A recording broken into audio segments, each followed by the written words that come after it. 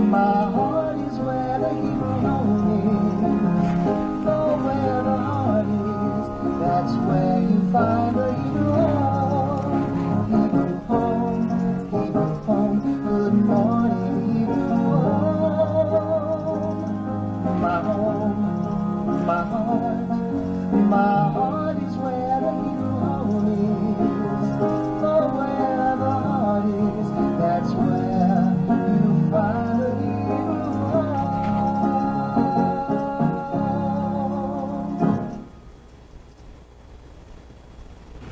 Good morning, everyone, and welcome to another edition of Good Morning Hebrew Home. I am your host for today, Catherine Farrell, filling in for David Pomerantz, and we're coming to you live from the Dörfner Judaica Museum here at the Hebrew Home, and we have an exciting show for you today. So today is Tuesday, October 27th, and the time is 10:31. And let's check out the weather for today. I'm sure most of you can already see, but today will be mostly cloudy with a high of 58, so really kind of a chilly day. A good day, again, for a book and maybe a cup of tea and a blanket, so just to cozy in for the fall, although I love the fall. It is my favorite season. On this day in history, October 27th, this is a pretty cool one. In 1904, at 2:35 in the afternoon of October 27th, 1904, New York City Mayor George McClellan takes the controls on the inaugural run of the city's innovative new rapid transit system, the subway. So pretty cool that in 1904 the subway was born on this day. And in 1917, even better than the subway, 20,000 women marched in a suffrage parade in New York. As the largest state and the first on the East Coast to do so, New York has an important effect on the movement to grant all women the right to vote in all elections. And so on that note, just a reminder, everyone, the election is coming up. If you haven't already done so, make sure you get in. You can vote early now in most places, or just have your plan ready to go. So everyone do their part. In 2004, and this one's for David Pomerantz, October 27th, 2004, the Boston Red Sox win the World Series for the first time since 1918, finally vanquishing the so-called curse of the Bambino that had plagued them for 86 years. This is for anyone who has ever rooted for the Red Sox, the team's GM told reporters. This is for all the Red Sox nation, past and present. So very cool. Today is National American Beer Day. I love beer, especially the IPAs, and the American IPAs are pretty good too. It's also Navy Day, and it's National Black Cat Day, which reminds me that we already had a National Black Cat Day in September, so maybe there's one in every month, I don't know. Birthdays for today. Our residents celebrating birthdays today are Mary S., Belkis S., Barbara F., and Luz M. Happy birthday, guys. And our staff celebrating birthdays today include Bono G in nursing and Lee G.M. also in nursing. So happy birthday. We have a few celebrity birthdays today. Theodore Roosevelt, Marla Maples, John Gotti, John Cleese, Sylvia Plath, and Roy Lichtenstein.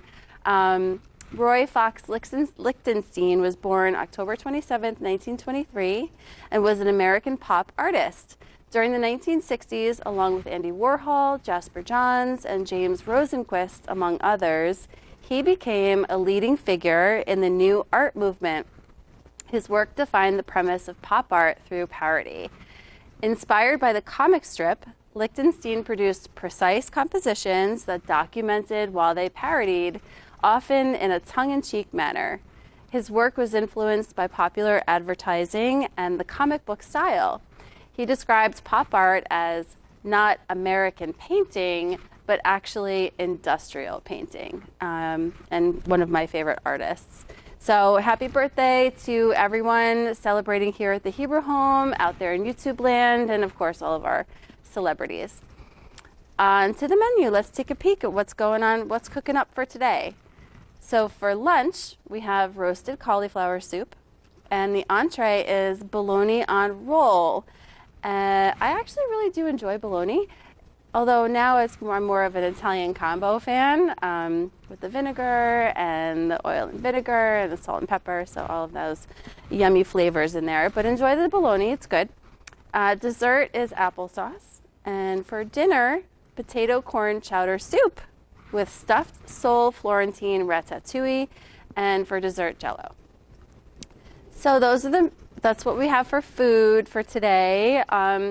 And our interview portion is a little different today. My guest was unable to be here in person due to a scheduling conflict, but I actually had the opportunity to interview him a little bit earlier, and I'm so happy to share with you all my interview with Anthony Maxwell, Assistant Director of the Material Management Department. So let's head on over.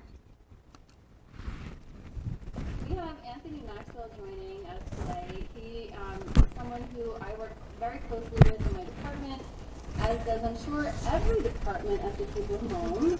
And I think that he really does have one of the most important roles here. Please welcome Anthony Maxwell, Assistant Director of the Material Management Department. Welcome. Thank you for having me. Yeah, glad you decided to join us.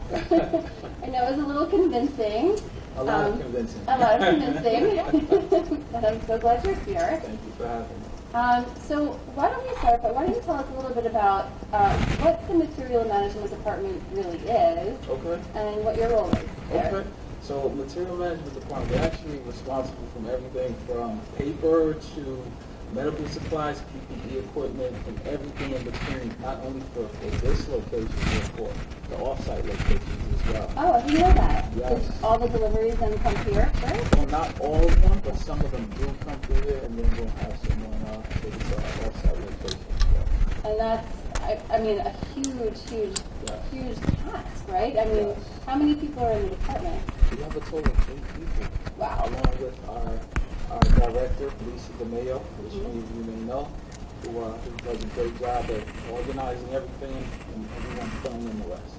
Yeah, she certainly does. We'll have to get Lisa on the show at some point. Yes, we do. So how did you find your way here? I always find these stories interesting because I think that this is one of those places, the Hebrew Home, where people who are meant to be here sort of just find their way here. Yeah. And then it becomes this just symbiotic relationship between that person and the home. So what's your story? I agree. So I was in retail management. I actually spent 10 plus years doing retail management. Wow. And after a while, I just needed a change in pace and career. And this came along. I started out as a temp actually in 2015, September 2015. So I'm going on about 5 years. Yeah. So I started as a temp receiving clerk, and then you grow with knowledge. Of course, in my background, I became the receiving coordinator. Okay. And from there, the receiving supervisor, and then from there, assistant manager. So you grow with more responsibility, and your knowledge, as your knowledge increases, moves into different roles. Yeah, absolutely. And so, material management has always been this kind of department that I love and work with, but really don't know much about at all. So, where does everything come? Does everything come into one place? Do you have to, like, all of a sudden it just magically appears in the art studio for me? But I don't really know how it gets from the delivery truck to there. It is a centralized location. We do have our different vendors that we deal with on different vendor days. Okay. And then everything is delivered, and then we do have a team of guys. It's not myself and Lisa only. It's a team of people who help not only take this stuff in, but get it delivered to staff, residents, and those who need it. Right, residents, of course. Yes. Yes. So when you have something coming in for the residents, Okay. Packages for residents. Right. Birthday cards, flowers. of course. Yeah. Yeah. What about any kind of like Amazon? Does anyone? Amazon, of course, every day. Amazon delivers every single day. Right.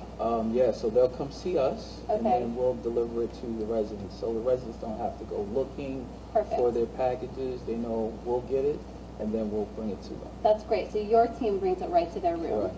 Well, not to the floor. To the floor, the okay. nurses, CNA, they help us out with that as well. So it's a team. Yeah, well, Yeah. that's, I mean, that's the song of everyone here at the Hebrew Home, Yes. right? This teamwork effort for Yes. to get things going for the residents and to get them the things that they need. So, like I said, I think that you really are one of the most Thank important staff here. Thank you. Yeah. Appreciate that. So tell us a little bit about maybe how your role has shifted since COVID. Well, COVID has changed everything, as we know here. Supplies. Yes. Even securing those supplies that the residents and staff need. Right. So Lisa has done a great job reaching out to different vendors in China and wherever. Wow. And we've secured some PPE, necessary equipment, to the facility here Right. that we give to provide to the residents and staff to do their jobs, basically. And that's just a tremendous undertaking. Yeah. I think that the Department of Health, the mandate is 6 months supply Correct, of PPE. Yes. Or 3 months. 3 months or 6 months. Whatever. It's a lot of months for a lot of PPE. And we Yeah. have over 1,000 employees or around that on campus. So if you can imagine how much PPE Yeah. that is, Yes. where do you keep it all? We do have a centralized location in the old Biederman Library. Okay. And from there we bring it in and we bring it to whatever floor needs it. Right. Yeah. Right. So, of course, as sad as that makes me personally, that the Biederman is no longer available for Hopefully use. soon, when we go back to normal. When we go back to normal times. Hopefully. Right. It does make me happy, though, that we have all of that in place, and it's there to protect the staff, and it's there to protect the residents, and just knowing that makes me feel really good. So, what would you say is your life outside of the home? You know, this is our day-to-day here, but we want to hear some about your day-to-day at home. Okay, well, life outside of the home includes a 7-month-old daughter. Congratulations. Thank you. Congratulations to you as well. Thank you. That keeps me on my toes. She just started to sleep through the night. Oh. I know. So as soon as I get home, it's disrobe, wash my hands, jump in the shower, then after that, help out taking care of our beautiful daughter. My wife is working from home. Oh, good. So it seems like I always have to clock in. It's like my turn. Tag team, you're it. So feedings, reading her a bedtime story, putting her to bed. Some of those are critical moments I enjoy. So we have for the viewers some photos that you shared with me. Okay. If you look behind you, this is... Can I look behind you? Yeah. This is what looks like on a beach, right? Yes. Is that your wife? It's my wife and our other daughter. This actually was pre-COVID. Okay. For my mother-in-law's 60th birthday. Wow. So we went to Mexico. This was actually in Mexico, and my daughter was still in the oven baking. Yes, I can see. Yes. Oh my goodness. Yes. Gosh. How was the pregnancy for your wife?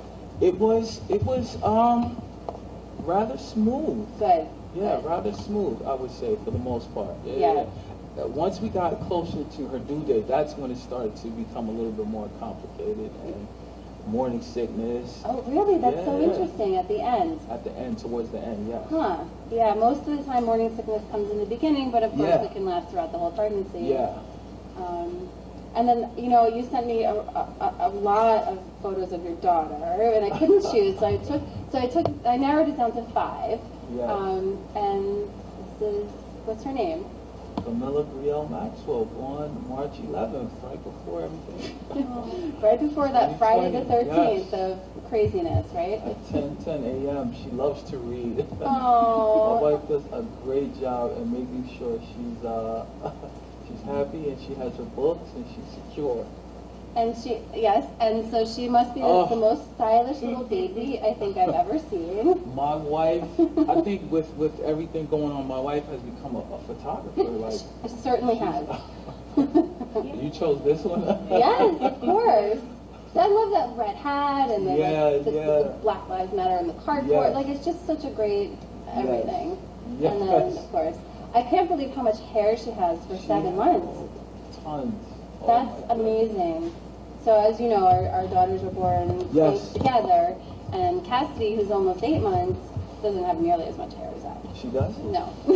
She was born with a lot, and then a lot fell out, actually. Okay. This happens in all, Yeah. you know, My a lot of daughter, some of babies. her hair is falling out. Yeah. You know, and you see at the side, she has a mohawk kind of. Yeah. Yeah, but she's so precious. So precious. So, what do you do for fun or self-care at home? Well, self-care, actually, my 13-year-old, she's into dermatology. She loves Dr. Pimple Popper. Okay. So she's... Oh, that's right. That's a show, right? Yes, she's into that. She's into skincare. So every chance she gets, she asks me to take her to Target to go get all kinds of products. So as of right now, I'm her first client. Okay. And she's been actually pampering me, giving me facials. She had me use the pore vacuum on me, so I'm kind of like her guinea pig. A pore vacuum? She has a pore vacuum that she got for her birthday, and she uses it on me, and she'll set the mood in her room. She has LED lights, and she'll turn off the lights and music and Aromatherapy?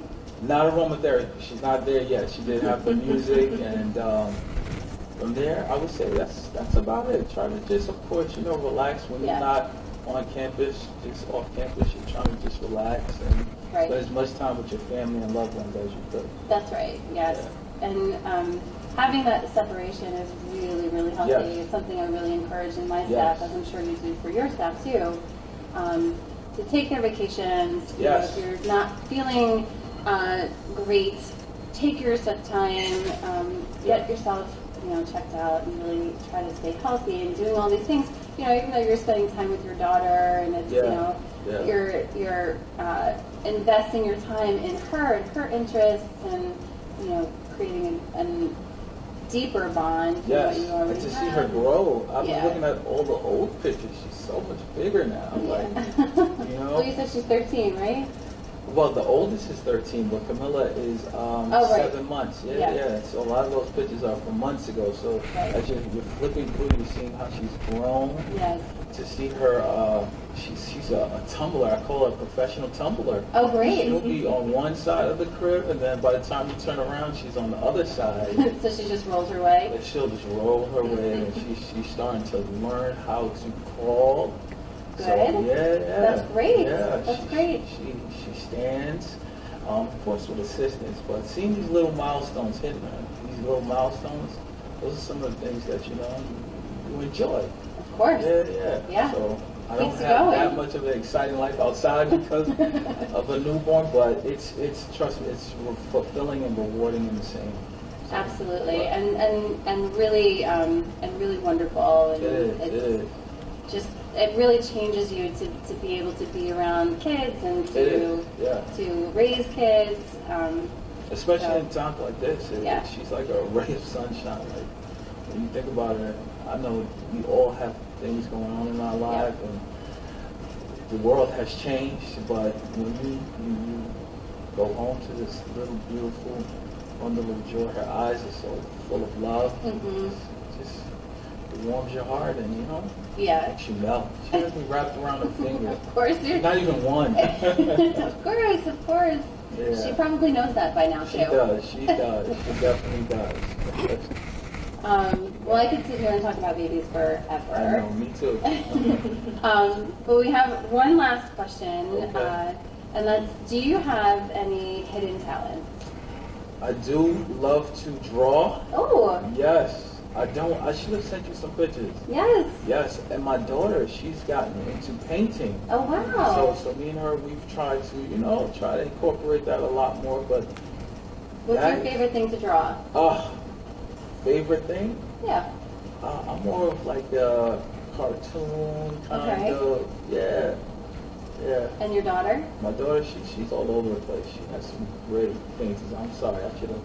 That's okay. Next time you come back. I don't know about the next time. I definitely don't know about the next time. But I definitely will share some of those pictures. Definitely do. Well, Anthony, thank you so much for agreeing to be on the show. I really appreciate you and all that your team does for the home, and it's wonderful to have you here, so thank you. Thank you for having me. Yeah, you're welcome. All right.